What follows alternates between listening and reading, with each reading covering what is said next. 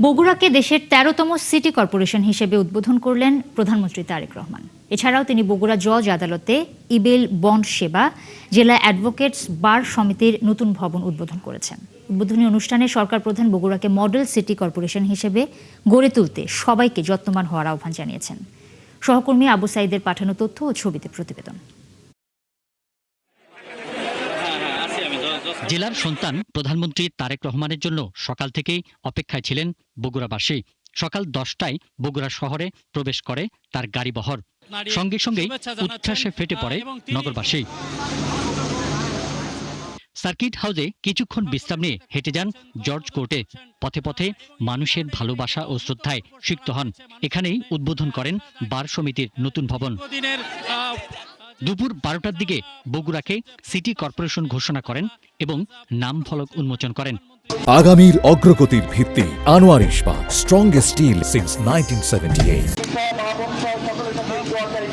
আমি বগুড়ার সন্তান, আপনাদের সন্তান, কিন্তু সারা দেশের মানুষ আর দায়িত্ব দিয়েছে।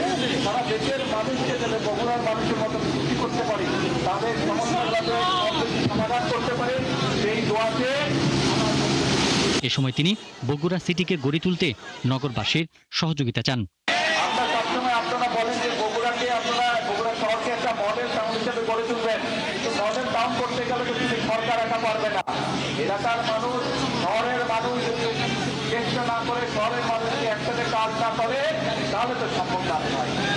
আমরা এখানে অনেকে ছোট ছিলেন, দেখে বড় হয়েছেন, কিন্তু মুরব্বী যারা আছে তাদেরকে জিজ্ঞেস করবেন 1 থেকে 6 পর্যন্ত আমরা কিভাবে মোটামুটিভাবে শহরে বহু কাজ করেছিলাম। এই পানি আজকে যেত সেইগুলোর কাছ থেকে শুরু।